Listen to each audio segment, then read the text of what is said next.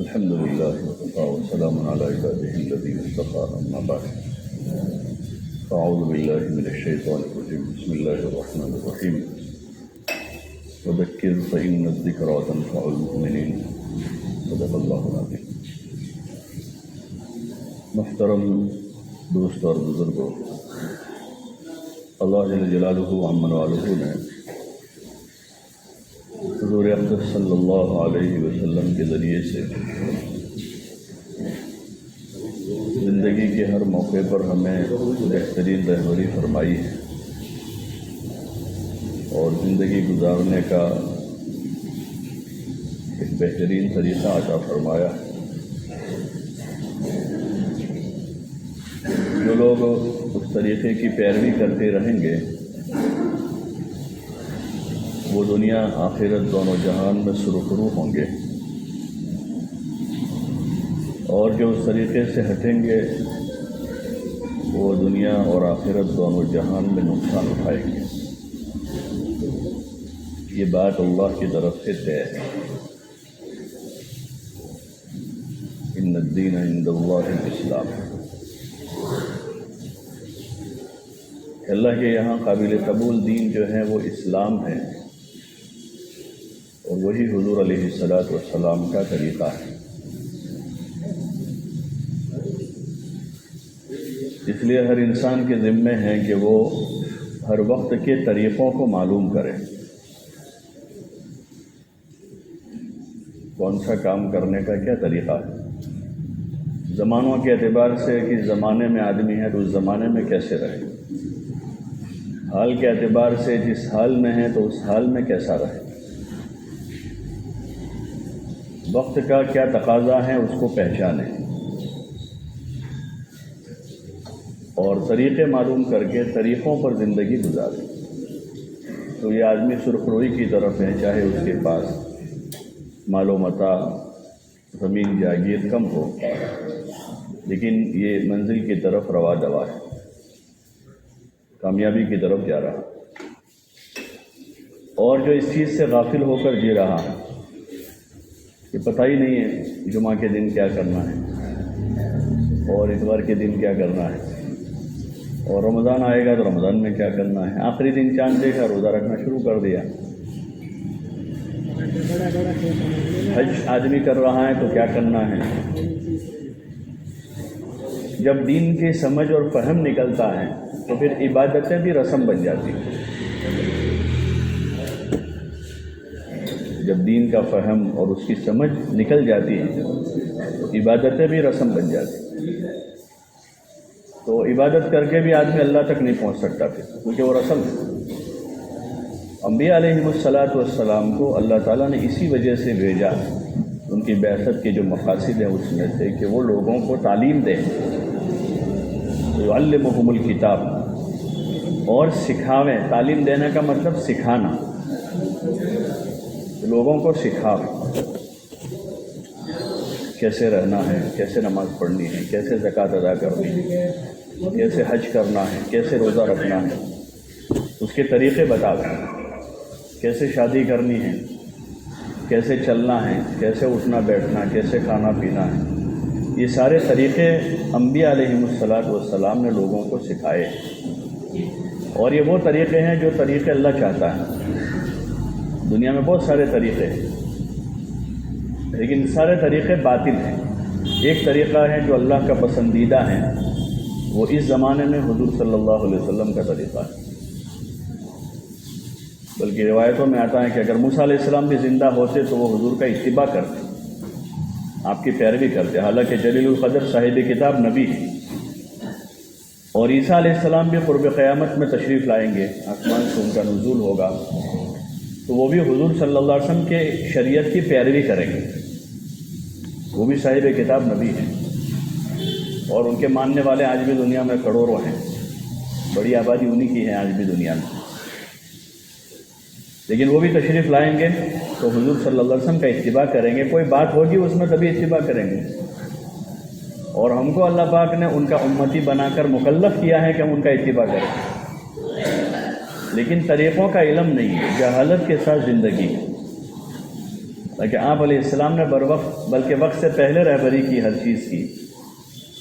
حدیثوں میں آتا ہے کہ حضور علیہ السلام نے رجب کا چاند دیکھا، آج قریب 4-5 رجب ہو رہی ہے، 4 رجب ہو گئی۔ حضور صلی اللہ علیہ وسلم رجب کا چاند دیکھا تو دعا مانگی، اللہم بارک لنا فی رجب و شعبان وبلغنا رمضان، کہ اللہ ہمارے رجب اور شعبان میں برکت دے دے اور ہم کو رمضان تک پہنچا دے۔ ابھی 2 مہینے باقی ہیں رمضان، پورے 2 مہینے باقی ہیں۔ رجب کا چاند ہوا تو رجب کا مہینہ پورا اور شعبان کا مہینہ پورا ہوگا تو رمضان آئے گا۔ لیکن آگے سے تیاری چل رہی ہے، بیوپاری لوگوں کو دیکھتے ہیں سیزن کی تیاری آگے سے کرتے، 2 مہینے پہلے سے 3 مہینے پہلے سے اسٹاک کرنا شروع کرتے کہ بھئی آگے سیزن آ رہی ہے اور تیاری کرتے ہیں۔ کسانوں کو دیکھتے ہیں بارش آنے سے پہلے کھیتی کی تیاری کر کے رکھتے ہیں کہ جو آدمی کوئی کام کو مقصد بنا کے اس میں لگتا ہے، سمجھ بوجھ سے اس کو کرتا ہے تو اس کو تیاری آگے سے کرتا ہے۔ رسم و رواج جو لوگوں کے معاشرے میں رائج ہیں شادی بیاہ میں، تو پہلے تو لوگ 15-20 دن پہلے، مہینے پہلے شادی کی تیاری کرتے تھے، ابھی تو سنا 3-4 مہینے پہلے سے تیاری شروع کر دیتے ہیں۔ شادی کی تیاری 4 مہینے پہلے سے، 6 مہینے پہ ایک تو ہے کہ رشتہ طے کر لیا وہ تو ٹھیک ہے بھائی، 6 مہینے پہلے، سال پہلے، 2 سال پہلے بھی کر لے، کوئی حرج نہیں اس میں۔ لیکن شادی کوئی اتنا بڑا مسئلہ ہے جس کی تیاری میں 6 مہینے لگ جاوے، اس سے بڑی حماقت کیا ہوگی کہ ایک آدمی 6 مہینے سے شادی کی تیاری کر رہا ہے۔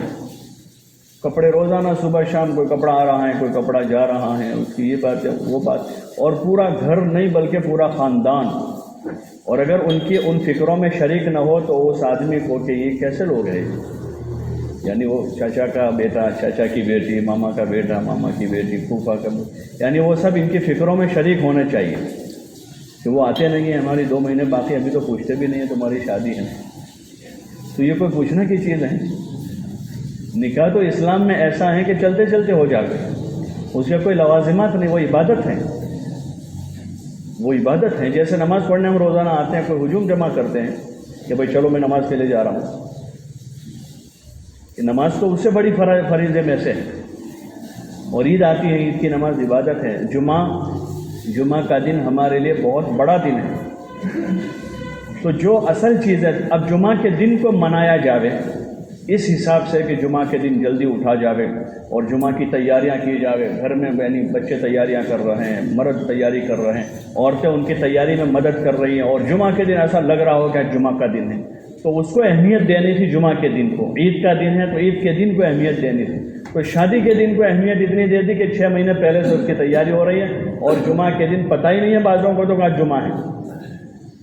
11 بجے بیوی فون کرتے کہ جمعہ سے جی آیا نہ تھی، تو وہ آدمی گھر جا کے غسل کرتا ہے، ورنہ وہ مشغول اپنے کاروبار میں، اپنے دوستوں میں۔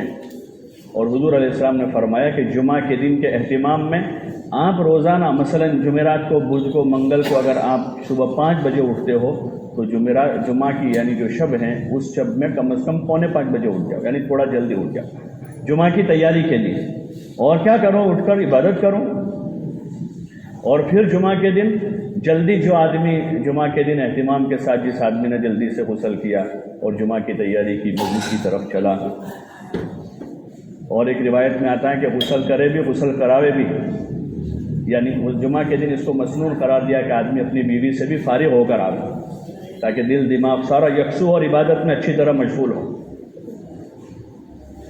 اچھی طرح سے آدمی عبادت، اور جلدی مسجد آ گئی تو اس کے بارے میں کوئی جو سب سے پہلے آ جائے گا اس کو اونٹ کے برابر، اور پھر جو اس کے بعد یعنی اجر بتایا تاکہ لوگ اہتمام کریں اس کا۔ تو یہ دین میں شامل ہیں کہ آدمی جمعہ کا اہتمام کرے، رمضان کا اہتمام کرے کہ آگے رمضان آ رہا ہے، ابھی سے تیاریاں کر رہا ہے، ہر لائن سے تیاری کر رہا ہے رمضان کی، پھر رمضان میں کمانے کا چکر کم رہے تو ابھی سے تھوڑا جمع کر لے آدمی، 2-5 ہزار روپے عید کے لیے جمع کرتے ہیں، عید کے لیے، حالانکہ رمضان کے لیے کرنا چاہیے۔ عید یا جمعہ کے دن جو کپڑا پہننا سنت ہے، اس میں حدیثوں میں آتا ہے کہ آدمی کے پاس جو موجود کپڑا ہے، جو موجود 5 جوڑی 6 جوڑی کپڑے ہیں، وہ 5 جوڑی میں جو سب سے اچھا ہے وہ جمعہ کے دن پہنے، وہ 5 جوڑی کپڑے ہیں اس میں جو سب سے اچھا کپڑا ہے وہ عید کے دن پہنے، اس کے لیے کوئی نیا کپڑا سلانا وہ سنت نہیں ہے، آدمی کے موجود کپڑوں میں اس کے پاس جو سب سے اچھا جوڑا ہے، یا ایک جوڑا آدمی جمعہ اور عید کی نیت سے الگ رکھیں، خاص حضور صلی اللہ علیہ وسلم کا ایک جوڑا الگ رہتا تھا جو آپ صلی اللہ علیہ وسلم ایسے موقعوں پر پہنتے تھے. تو یہ اس کا اہتمام ہے عبادت کا، جمعہ کا، عید کا، رمضان کا. آدمی پر حج فرض ہوا تو حج کا، لیکن اس کے اہتمام میں ہے کہ اس کو طریقے سے کریں، وہ اس کا اہتمام ہے. اس میں رسم و رواج بڑھاوے وہ اہتمام نہیں ہے، وہ تو خرافات ہیں، اور وہ تو جو ہے اس عبادت کی جان نکالنے والی چیزیں ہیں. اس سے آدمی کی عبادت کی جان نکل جاتی ہے جب اس میں لوازمات بڑھتے ہیں. عمرے میں آدمی جا رہا ہے، عمرہ نفل ہے، وہ فرض نہیں. آدمی نہیں جائے گا زندگی پر، خدا اس کو پوچھے گا نہیں کیوں نہیں، چاہے کروڑ پتی ہو.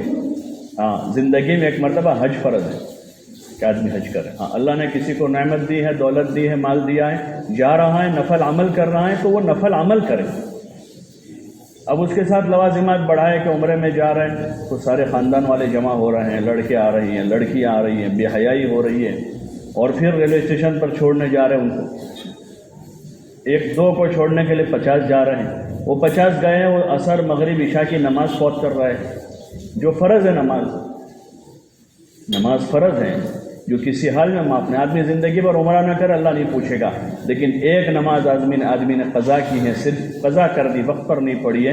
حدیثوں میں، فضائل میں بھی حضرت شیخ نے کسی جگہ اس روایت کو فضائل نماز میں شاید نقل کیا ہے کہ 2,88,00,000 برس وہ آدمی جہنم میں جلے گا، وہ ایک نماز قضا کرنے کی وجہ سے.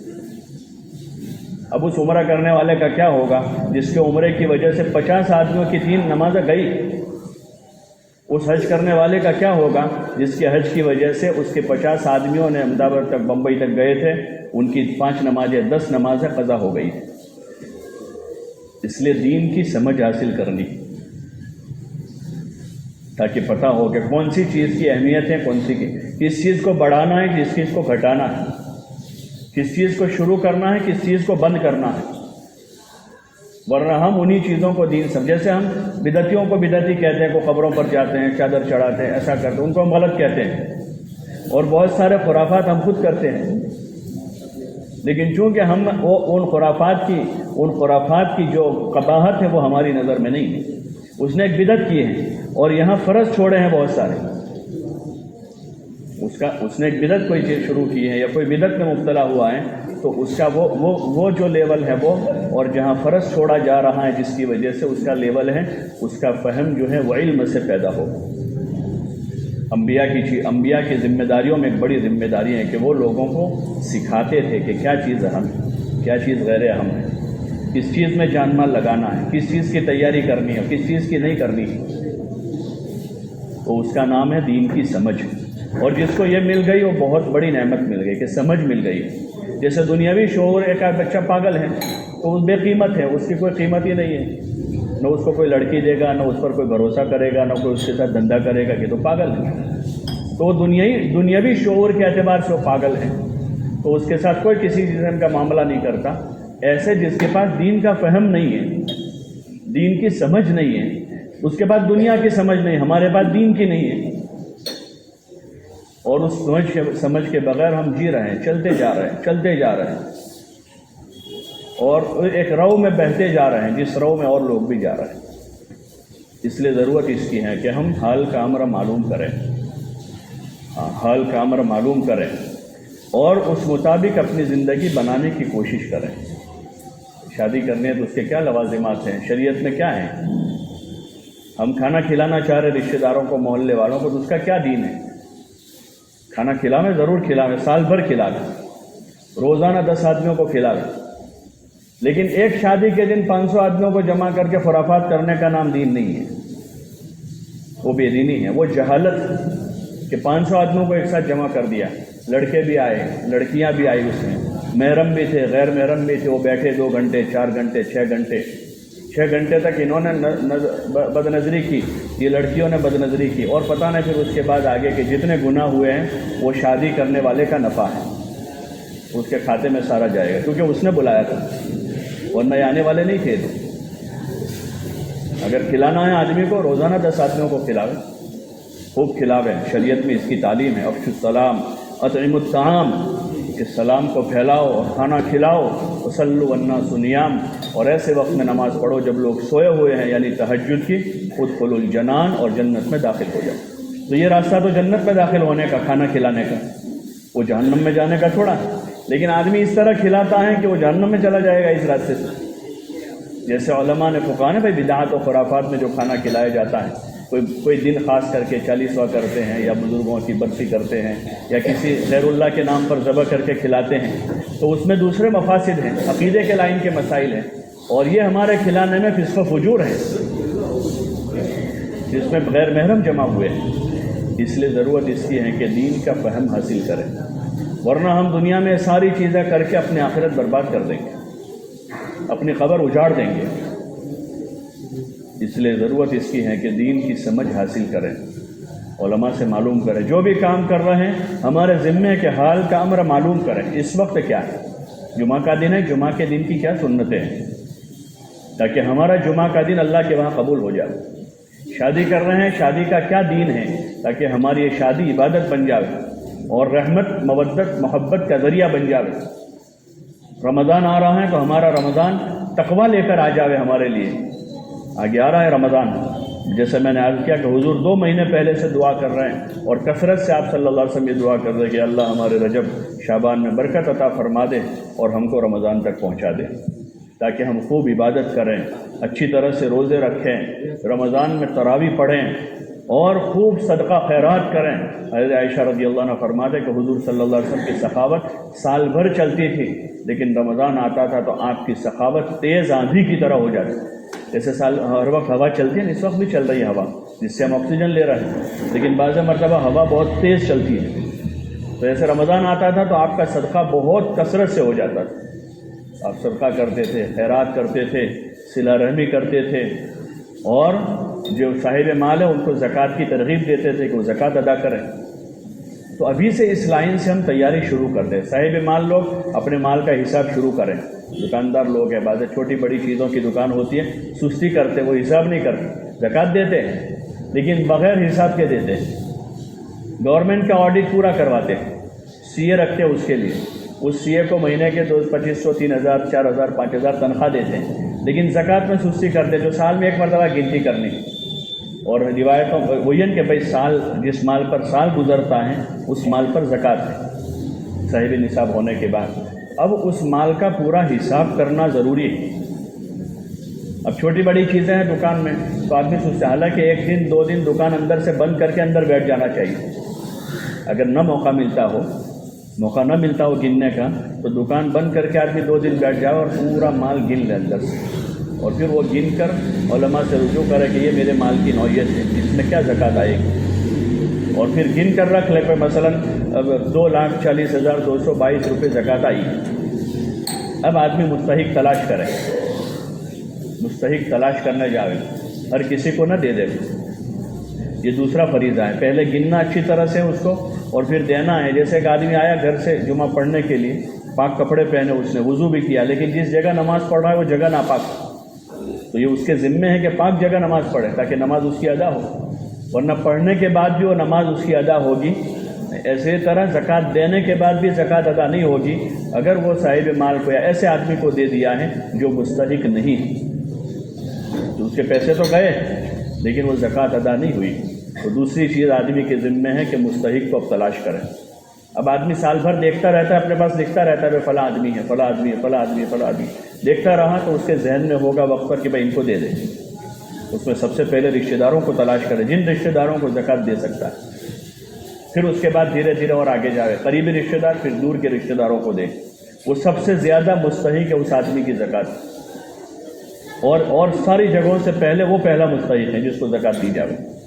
اس میں 2 ثواب ہے، زکوٰۃ ادا کرنے کا بھی، صلہ رحمی کا بھی اجر ملے گا، اور پھر اس کے بعد دھیرے دھیرے اور اللہ نے وسعت دی ہے، توفیق دی ہے تو اور زیادہ آدمی آگے جا رہے، لیکن اس کو عبادت بنا کے کریں کہ یہ زکوٰۃ ایک عبادت، زکوٰۃ دینا ایک عبادت ہے۔ تو یہ ساری ترتیب کے اب آدمی بر وقت وہ کرے گا۔ آدمی اپنے لیے دکان کے لیے مال پرچیز کرتا ہے تو ساری چھان پٹک کرتا ہے، کون سی کوالٹی ہے، اچھی ہے، فرسٹ کوالٹی ہے، سیکنڈ کوالٹی ہے، تھرڈ کوالٹی ہے، اس کے لیے 10 دکانوں میں گھومتا ہے، لیکن زکوٰۃ دینے جانے کے لیے آدمی گھومتا نہیں، بلکہ کوشش کرتا ہے گھر بیٹھا کوئی مل جائے اس کو دے دے۔ بہت اچھا ہے اگر کوئی مستحق مل گیا، لیکن اگر نہیں ہے تو آدمی تلاش کرے کہ کون ہے مستحق۔ اچھا بہت سے مستحق ہیں، چونکہ ہم چشمہ لگاتے نہیں تو دکھتے نہیں ہیں، وہ بہت سے خاندان میں مستحق ہوتے ہیں، قریبی رشتہ داروں میں، لیکن چونکہ ان سے ذرا 19-20 رہتی ہے، سال بھر کچھ نہ کچھ ہوا ہے، تو وہ تو دکھتے ہی نہیں آدمی کے اس چشمے میں، کیونکہ اس کے ساتھ معاملہ ٹھیک نہیں، حالانکہ وہ ہماری زکوٰۃ کا سب سے زیادہ حقدار ہوتا ہے۔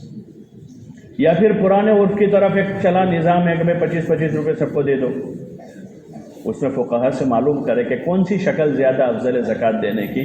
فقہا نے لکھا مال خرچ کرنے میں وہ شکل زیادہ افضل ہے کہ فقیر کی ضرورت کا خیال کیا جائے۔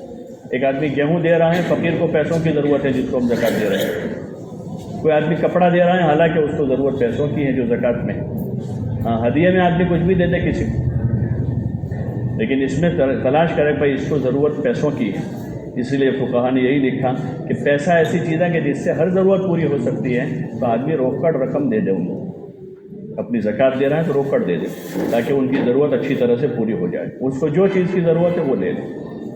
کسی ایک آدمی کی بڑی ضرورت پوری کر دینا ہے زیادہ افضل ہے، 25-25 سب کو دے اس سے کسی کو 200 دے دیے کرتے، یا 1,000 5 کو دیے، ایک آدمی کو 5 دے دیے، تو اس کی کوئی بڑی ضرورت پوری ہو جائے گی۔ اور ہو سکتا ہے بعض مرتبہ آدمی اپنی زکوٰۃ سے کسی آدمی کو خود کفیل بنا سکتا ہے کہ 50,000 روپے کا اس کو ٹیمپو دلا دیا، رکشہ دلا دیا ایک آدمی، تو وہ آئندہ سال زکوٰۃ دینے والا بن جائے گا۔ ایک آدمی کو اکٹھا رکشہ دلا دیا، ٹیمپو دلا دیا، کوئی اور اس کو کاروبار لگوا دیا، تو وہ آئندہ سال زکوٰۃ دینے والا بن جائے گا، اور ہر سال اس کو 1000 دیتے رہے تو بڑھاپے تک زکوٰۃ لینے والا رہے گا۔ تو یہ اس کی سمجھ ہے، یہ چند مثالیں ہیں، ایسے دیگر جو ہمارے امور ہیں۔ تو اس لیے گزارش ہے کہ زندگی ایسے ہی لاپرواہی میں پوری نہ کر دے، ورنہ بڑا پچھتاوا ہوگا، بڑا پچھتاوا، اور اس پچھتاوے کی کوئی تلافی نہیں ہوگی۔ ہمارے پاس بڑی انرجی، بہت انرجی ہے اس وقت، طاقت ہے، قوت ہے، وقت ہے، پیسہ ہے، اللہ کا دیا ہوا سب کچھ ہے۔ اللہ نے جن بندوں کو توفیق دی ہے اس پر شکر ادا کریں، اور وہ بھی آگے بڑھیں، آگے بڑھنے کے لیے حضور صلی اللہ علیہ وسلم اور صحابہ کو سنیں ہم، تو انہوں نے کیسے کام کیے ہیں۔ ہم تو ہمارے آجو باجو والوں کو دیکھتے ہیں کہ 4 ٹائم کی پڑھتا ہے، میں 5 کی پڑھتا ہوں تو میں اچھا ہوں اس سے، یہ پورے 30 نہیں رکھتا، میں پورے 30 رکھتا ہوں تو میں تو اچھا ہی ہوں، یہ 5 روپے دیتا ہے چندے والے کو، میں 10 دے دیتا ہوں تو میں تو بہتر ہی ہوں۔ لیکن ہم ان کو نہیں دیکھ رہے ہیں کہ جنہوں نے رمضان کے فرض روزوں کے علاوہ ہر پیر جمعرات کا روزہ رکھا، جنہوں نے ایام 20 کے روزے رکھے، 5 فرض نمازوں کے علاوہ جنہوں نے تہجد، اشراق، چاشت، اوابین پڑھی ہیں، اور جنہوں نے اپنے گھروں میں جھاڑو لگا کر اللہ کے نام پر خرچ کیا ہے، جب ان کو سنیں گے، پڑھیں گے، تو انشاءاللہ ہمارے جذبات وہ بنیں گے اور ہم اچھی آخرت کی طرف جائیں گے۔ اس لیے آگے ماہ مبارک بھی آ رہا ہے، ابھی سے اپنے معاملات کی درستگی میں لگ جاویں، تعلقات کی بھی درستگی ابھی سے کریں، اور رمضان کی ابھی سے تیاری شروع کر دیں، ہر لائن سے، جیسے میں نے عرض کیا، روزے رکھنے کے اعتبار سے، زکوٰۃ دینے کے اعتبار سے، لوگوں سے تعلقات بنانے کے اعتبار سے، اور جو غفلت زندگی میں اس غفلت کو دور کرنے کے اعتبار سے اپنے رمضان کو سنوارنے کی کوشش میں لگ جائے۔ اس کے لیے فضائل کی کتابوں کے ساتھ فضائل رمضان مسجد میں بھی پڑھی جائے گی، اور گھروں میں بھی فضائل رمضان تھوڑی تھوڑی پڑھ کے ابھی سے بھی بچوں کو سناویں، تاکہ وہ رمضان کی تیاری کریں۔ رمضان کی تیاری تو خوب کرنی ہے، عید کی تیاری میں تو جو کپڑے ہمارے پاس اچھے ہو عید کے دن پہن لیں، عید ہو گئے ہماری۔ ابھی سے بچوں کا، بیوی کا، گھر والوں کا اسی کا ذہن بناؤ، اور یہ چیز نئی نہیں ہے ہمارے اس معاشرے میں۔ آپ 20 سال، 25 سال، 30 سال پیچھے جاؤ گے تو لوگ اسی طرح عید کرتے تھے، اسی طرح کہ سال میں کوئی 2-1 جوڑی کپڑا سلایا تو وہی رمضان عید میں پہنا، وہی بقرعید کے لیے رکھ دیتے تھے، اور وہی کپڑا بچا کے رکھتے تھے، کسی کی شادی ہوگی تو پہنیں گے اس کو، وہی 1 جوڑی پر عید ہو جاتی تھی۔ لیکن خدا نے 2 پیسے دیے ہیں، وہ 2 پیسے برباد کرنے کے لیے کپڑوں کے پیچھے اور جوتوں کے پیچھے برباد کرنے کے لیے خدا نے مال نہیں دیا ہے، وہ مال اللہ نے اللہ کی رضا کے کاموں میں لگانے کے لیے دیا ہے۔ اس لیے ابھی سے بچوں کا، بیوی کا، پوتوں کا، نواسوں کا گھر میں تعلیم کے راستے سے ذہن بناویں، تاکہ وہ بھی اللہ کی دی ہوئی جان، مال اور وقت اور صلاحیت کو اللہ کے نام پر لگانے والے بنیں۔ اللہ پاک ہمیں عمل کی توفیق عطا فرمائے۔